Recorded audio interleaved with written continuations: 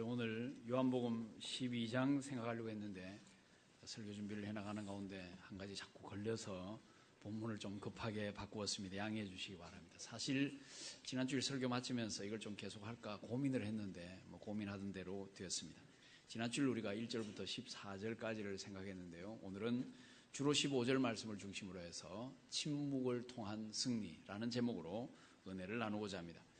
우리는 아삽이 어떠한 인물인지를 살펴보았습니다. 아삽은 찬양의 모든 것을 바치도록 구별되었던 인물입니다. 그의 생활은 주로 성전에서 이루어졌습니다. 그는 선견자였습니다. 아삽의 이름으로 12개의 시가 시편에 기록되어 있을 만큼 그의 시는 탁월했고 또한 그의 삶은 신령하고 맑았던 사람입니다. 아주 뛰어난 신앙인이었죠. 그러한 뛰어난 아삽도 악인의 형통함을 보고 거의 미끄러질 뻔, 거의 실족할 뻔했다고 말하고 있습니다. 그는 그 결과 자기의 신앙생활이 무의미하다는 느낌까지 가졌습니다. 자기는 정결하게 살려고 했는데 날마다 고난을 당하고 악인들은 하나님을 조롱하면서 사는데 무엇이든지 잘 됩니다. 이러한 것을 보면서 아삽은 신앙에 대한 회의를 가지게 되었습니다. 아무리 신령한 신앙인도 그렇게 될 수가 있습니다. 우리도 아삽과 같은 고민을 할 수 있고 아삽과 같은 위기에 빠질 수 있습니다. 만약 아삽이 완전히 미끄러져서 실족을 해버리거나 믿음을 포기했다고 하면 우리의 본이 될 수는 없지요. 그가 고민만 하고 문제를 해결하지 못했다면 우리가 이 시에 주목할 필요도 없습니다. 그는 힘든 상황을 극복했고 결국은 승리했습니다. 그는 갈등을 통과했고 결국은 처음에 믿음을 붙잡았습니다. 그는 하나님이 이스라엘 가운데 마음이 정결한 자에게 선을 행하시는 분이라는 사실을 결국은 고백하죠. 그가 승리했기 때문에 우리는 이 과정에 주목합니다. 이 과정이 세상의 것과 다르기 때문에 우리는 여기에서 고귀한 진리를 발견하게 됩니다. 본문 15절은 그 승리를 위한 첫 번째 단계를 기록하고 있습니다. 내가 만일 스스로 이르기를 내가 그들처럼 말하리라 하였더라면 나는 주의 아들들의 세대에 대하여 악행을 행하였으리이다. 조금 어렵습니다만은 원문을 보면 이 구절 한가운데 보라, behold라는 단어가 들어있습니다. 그러니까 이렇습니다. 내가 그들처럼 말하리라 하였다면 보라, 주의 아들들의 세대에 대하여 내가 악행을 범했을 것이다. 이런 식이죠. 보라라는 단어는 뭔가 주목할 필요가 있을 때 약간 멈춰서 생각할 필요가 있을 때에 삽입됩니다. 여기서는 이 단어의 역할이 어떤 말을 하려고 하다가 화들짝 놀라서 갑자기 입을 다무는 모습을 떠오르게 합니다. 말을 하려다가 취소를 한 것입니다. 옳다고 확신했던 것을 막 말을 하려고 하다가 순간적으로 이게 아니구나, 이거 틀렸구나 하는 생각 때문에 자기 입을 틀어막은 것입니다. 아차, 그 말했으면 큰일 날 뻔했구나 하는 의미입니다. 다시 정리하자고 하면 아삽은 지금까지 악인의 형통에 주목했습니다. 그들은 마음대로 소리치고 마음대로 행동하는데도 하는 일마다 잘 됩니다. 건강하고 오만합니다. 하나님을 조롱하고 큰 소리를 칩니다. 끄떡없습니다. 그런데 다른 사람들이 또 많은 사람들이 그 뒤를 따릅니다. 그것을 보면서도 하나님은 아무 반응이 없습니다. 하나님은 아무 대책도 세우지 않으십니다. 악인은 성공한 사람의 대명사가 되고 악하게 사는 것은 성공의 비결이다. 이렇게 가르쳐야 될 지경이 되었습니다. 형통하려고 하면 악하게 살아라. 건강하려고 하면 악인처럼 살아라. 이렇게 세상 사람들을 가르쳐야 될 지경이 되었습니다. 신앙인들도 이렇게 하는 말에 아무 대꾸를 할 수가 없게 되었습니다. 아니, 신앙인들조차도 그러한 주장에 동의할 지경이 되어버렸습니다. 그래도 아삽은 나름대로 깨끗하게 살려고 지금까지 버텨왔습니다. 근데 그러한 노력의 열매가 아무것도 없습니다. 오히려 날마다 고난이 따릅니다. 날마다 시간마다 괴로움이 따릅니다. 이게 너무 힘들어서 신앙이 막 흔들릴 지경이 되었습니다. 그는 하나님의 선하심을 의심할 지경에까지 미끄러져 갔습니다. 그는 자기가 선하게 사는 것이 무가치하다고 느끼게 되었습니다. 지난 세월의 신앙생활이 허무하다고 생각하게 되었습니다. 거의 미끄러질, 거의 실족할 그 지경까지 왔습니다. 그러자 모든 것이 다르게 보이기 시작합니다. 마음속에 있는 생각, 마음속에 있는 갈등을 누군가에게 솔직하게 털어내어 놓고 싶은 그런 위치까지 왔습니다. 솔직하게 말을 하고 외치고 싶었습니다. 악인들이 맞고 하나님이 틀렸다. 신앙생활 열심히 해봐야 소용없어. 이렇게 소리 지르고 싶어졌습니다. 내가 그들처럼 말하리라. 본문 15절의 의미가 그것입니다. 우리가 종종 그러한 유혹을 받을 수가 있습니다. 우리는 답답한 것을 속 시원하게 말해보고 싶은 충동을 느낍니다. 뭐 그런 것이 도움이 될 때도 있습니다. 세상 사는 것이 너무 힘들 때도 그런 충동을 느낍니다. 기도를 오랜 세월 해왔는데도 응답이 없을 때 그런 충동을 느낍니다. 다른 사람 때문에 힘겨울 때도 그런 충동을 느낍니다. 그럴 때는 다른 사람들의 말이 귀에 들어오질 않습니다. 그럴 때는 십자가나 부활이 남의 나라 이야기처럼 들립니다. 성경 읽고 기도해라 하는 말이 전혀 거기에 마음에 와 닿지를 않습니다. 오히려 코웃음이 나올 지경입니다. 모든 신앙적인 활동이 아무 의미가 없어 보입니다. 교회 다니는 것도 아무 의미가 없어 보입니다. 지금까지 믿어온 것이 틀렸다는 확신이 올 때 그것을 다른 사람의 귀에 분명하게 말해주고 싶은 충동이 생기고, 그리고 그것은 마치 자기의 사명인 것처럼 느껴질 때가 있습니다. 그러나 그것은 잘못입니다. 내가 흔들린다고 해서 하나님이 흔들리는 것이 아닙니다. 내 생각이 흔들린다고 해서 진리가 흔들리는 것도 아닙니다. 그렇다면 아삽의 잘못은 무엇입니까? 잘 들으셔야 합니다. 아삽은 한 가지 문제에만 집중했던 것입니다. 한 가지 면만 가지고 하나님에 대한 모든 것을 판단했던 것입니다. 그는 악인의 형통의 문제를 가지고 신앙 문제에 대한 모든 결론을 내렸던 것입니다. 그는 전체를 보지 않았습니다.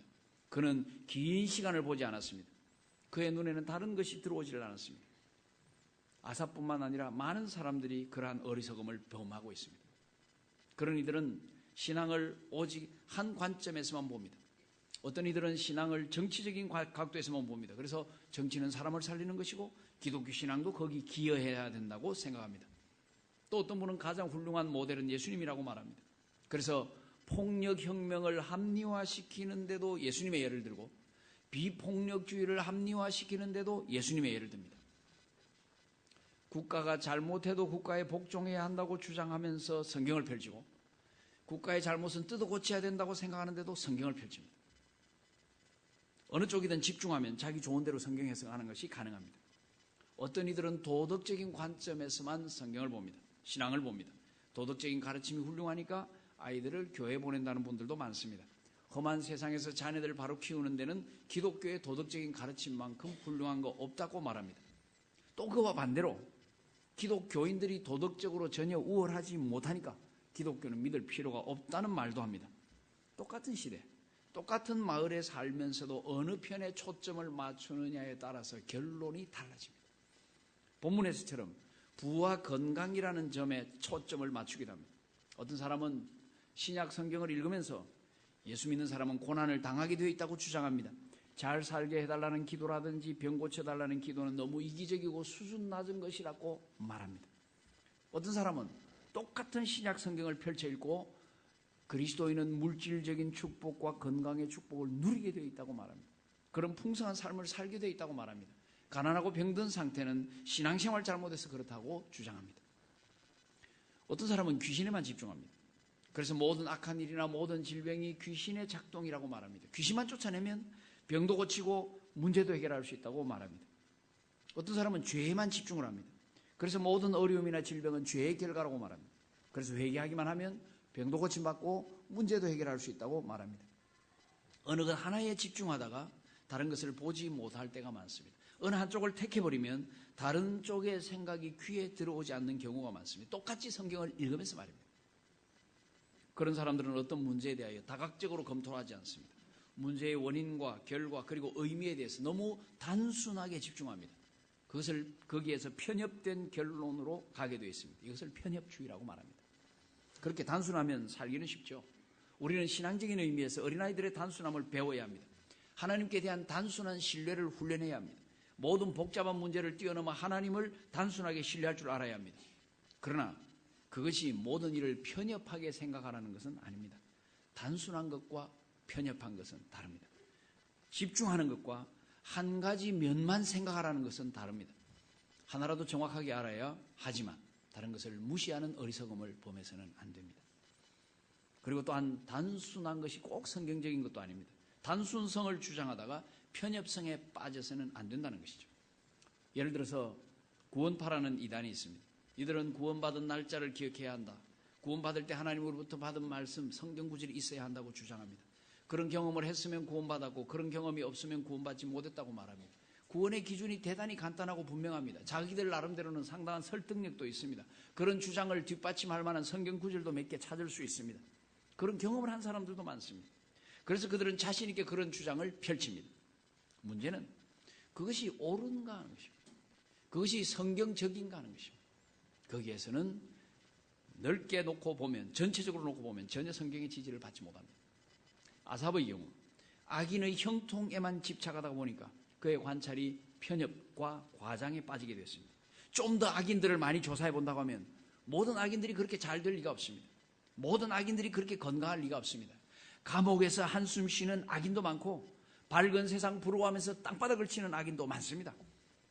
어두운 곳에서 질병으로 신음하는 악인도 많고 죽음의 문턱에서 두려움으로 벌벌 떨고 몸부림치는 악인도 많습니다.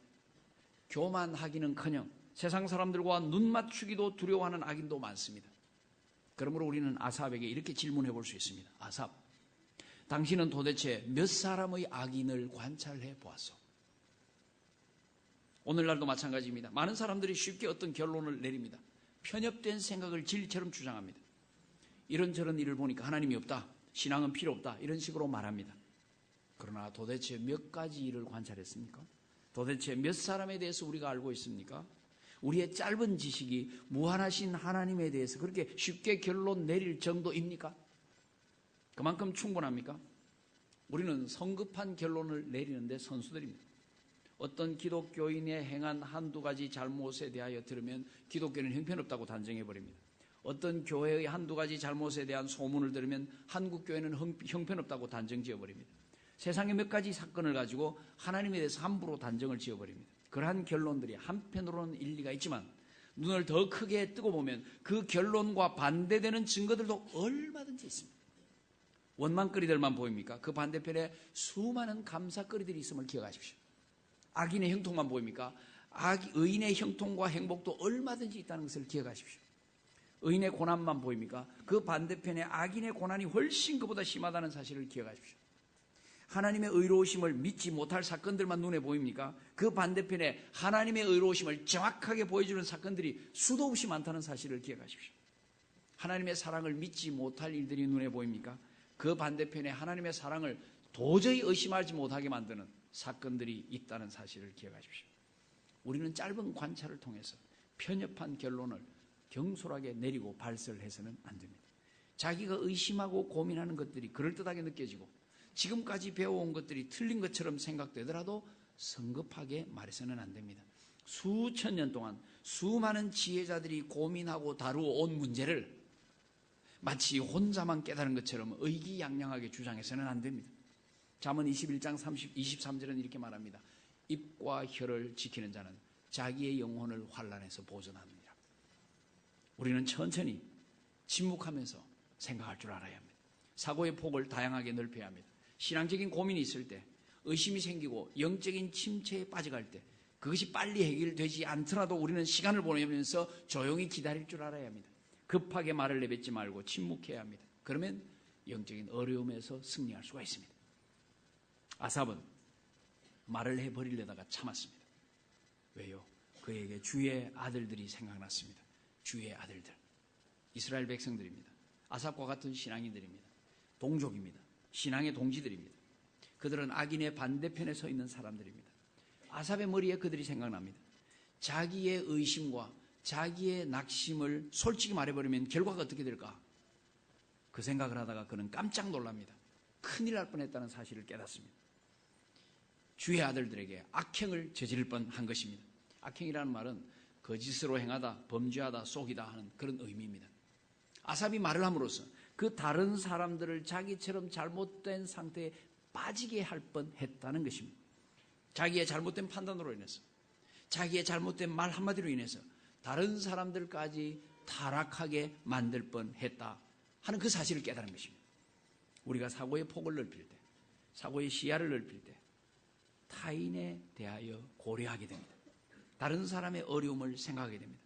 내가 말하는 것이 다른 사람에게 미칠 영향을 고려하게 됩니다. 지도자는 이 점에 대해서 보통 사람들보다 책임이 큽니다. 신앙생활을 오래 한 사람들은 세신자에 비해서 이 책임이 더 큽니다. 믿음이 강한 사람은 믿음이 약한 사람보다 이 책임이 더 큽니다. 로마서 14장 말씀들을 기억해야 합니다. 믿음이 연약한 자를 너희가 받되 그의 의견을, 그의 의심하는 바를 비판하지 말아라. 1절입니다. 우리 중에 누구든지 자기를 위하여 사는 자가 없고 자기를 위하여 죽는 자도 없도다. 7절 말씀입니다. 그리스도인의 삶에는 자기 중심성이 사라져야 합니다. 다른 사람에 대한 고려와 배려가 자리 잡아야 합니다. 그런즉 우리가 다시는 서로 비판하지 말고 도리어 부딪힐 것이나 거칠 것을 형제 앞에 두지 않도록 주의하라. 로마서 15장에 보면 중요한 구절들이 나옵니다. 믿음이 강한 우리는 마땅히 믿음이 약한 자의 약점을 담당하고 자기를 기쁘게 하지 아니할 것이라. 우리 각 사람이 이웃을 기쁘게 하되 선을 이루고 덕을 세우도록 할지니라. 그러므로 그리스도께서 우리를 받아 하나님께 영광을 돌리심과 같이 너희도 서로 받으라. 너희도 서로 받으라. 우리는 잘 압니다. 교회는 그리스도의 몸이고 우리는 서로에게 지체가 된다는 사실을. 그러나 이것이 이론에만 머물 때가 많습니다. 서로를 전혀 생각조차 하지 않을 때가 많습니다. 서로에 대한 배려를 전혀 하지 않을 때가 많습니다. 신약 성경에서 100번 이상 나오는 이 서로라는 단어를 우리는 염두에조차 두지 않을 때가 많습니다. 우리의 자기중심성, 우리의 이기주의, 이것이 얼마나 교회를 망칠 때가 많은지 모릅니다. 그래서 우리는 나 한 사람의 말이나 나 한 사람의 행동이 다른 사람에게 얼마나 큰 영향을 미치는지 신경을 쓰지 않습니다. 그것이 다른 사람에게 얼마나 악영향을 미칠 수 있는지 과소평가합니다. 그러나 그렇지 않습니다. 우리는 서로에게 지대한 영향을 미칩니다. 우리의 말과 우리의 행동은 다른 사람의 영원한 운명에까지 관계될 정도입니다. 예를 들어서 한 사람이 예수를 믿게 되면 우리가 얼마나 서로 기뻐하는지 모릅니다. 그와 반대로 한 사람이 낙심해서 교회를 떠나게 되면 얼마나 많은 성도들이 마음 아파하는지 모릅니다. 예수 믿는 사람들은 격려의 말, 희망의 말, 사랑의 말, 기쁨의 말, 감사의 말, 이런 말의 전문가가 되어야 합니다. 이런 말은 다른 사람들에게 얼마나 좋은 영향을 끼치는지 모릅니다. 그와 반대로 비난의 말, 낙심의 말, 미움의 말, 의심과 슬픔의 말, 불평과 원망의 말이 얼마나 다른 사람들에게 악영향을 끼치는지 모릅니다. 부정적인 말 한마디를 없애는데 긍정적인 말 20번을 해야 한다고 합니다. 그만큼 부정적인 말의 영향력은 더 큽니다. 물론 자기가 너무 힘들어서 다른 사람 고려할 여유가 없을 때도 있습니다. 그래도 최소한의 선은 그어놓아야 합니다. 해서는 안 될 말이 있음을 기억해야 합니다. 말을 하고 싶어서 참을 수 없을 때조차도 입을 꾹 다물어야 한다는 것을 기억해야 합니다. 아삽을 다시 한번 보십시오. 그 탁월한 신앙인 아삽의 고통과 번민이 극에 달했습니다. 그도 인간인지라 입을 열어서 동료들에게 속마음을 토해내고 싶었습니다. 도저히 이해할 수 없어요. 하나님은 마음이 정결한 자에게 선을 행하시는 분이라고 나는 믿어왔는데, 그리고 내가 다른 사람들에게 그렇게 가르쳐왔는데 이제는 더 이상 견딜 수 없어. 내 주위에 일어나는 상황들을 내가 용납할 수 없어. 지금까지 내가 신앙생활을 해온 것이 아무 의미가 없어진 것 같아. 그런 상태가 된 것입니다. 만약 아삽이 이 말을 뱉어내고 성전을 박차고 나가버렸다고 하면 그 결과가 어떻게 됐을까요? 엄청난 파장, 엄청난 악영향을 미쳤을 것입니다. 자기뿐만 아니라 다른 형제들까지 실족하게 만들고 재기불능의 상태까지 몰아갔을 수가 있습니다. 아삽의 영향권 안에 있는 사람들이 아삽과 동일한 영적인 좌절, 아니 그 이상의 충격에 빠졌을 것입니다. 그런데 아삽은 다행히 마지막 순간 입을 다물었습니다. 행동을 멈추었습니다. 조용히 침묵했습니다. 그런 다른 사람들에게 전혀 영향을 끼치지 않았습니다. 다른 사람들에게 본문에 있는 대로 악행을 하지 않았습니다. 그리고 바로 그 침묵이 회복의 발판이었습니다. 바로 그 침묵이 승리의 기틀이 되었던 것입니다. 다른 사람을 배려하는 침묵을 통해서 영적 회복의 기틀을 마련하는 우리들이 되기를 바랍니다. 자, 그러면 한 가지만 더 생각해 보죠. 어떻게 하면 다른 사람을 생각하면서 폭넓게 다각적으로 생각하며 침묵할 수 있을까요? 그것은 내가 누구인가, 내 위치는 무엇인가를 생각하는 데 있습니다.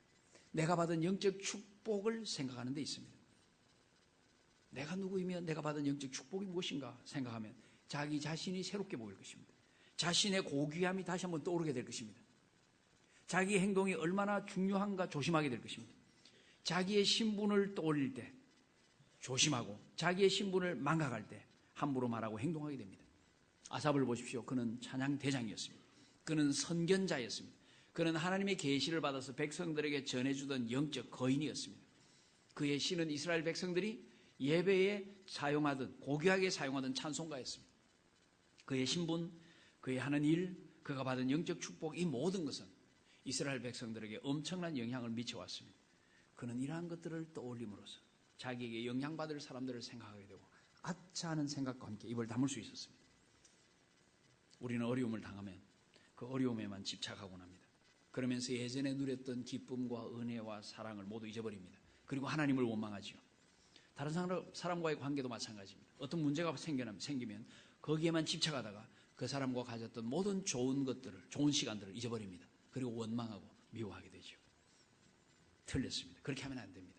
그럴 때 우리는 이전에 누렸던 즐거움, 축복, 사랑, 이러한 것들이 허상이 아니라는 것을 기억해내야 합니다. 이것이 실제 사실이었음을 기억해내야 합니다.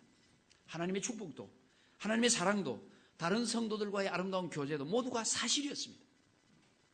내가 다른 사람들에게 말해주었던, 가르쳤던 영적 진리도 여전히 사실입니다. 그리고 그때는 지금 이상으로 내 머리가 맑았다는 사실을 기억해야 합니다.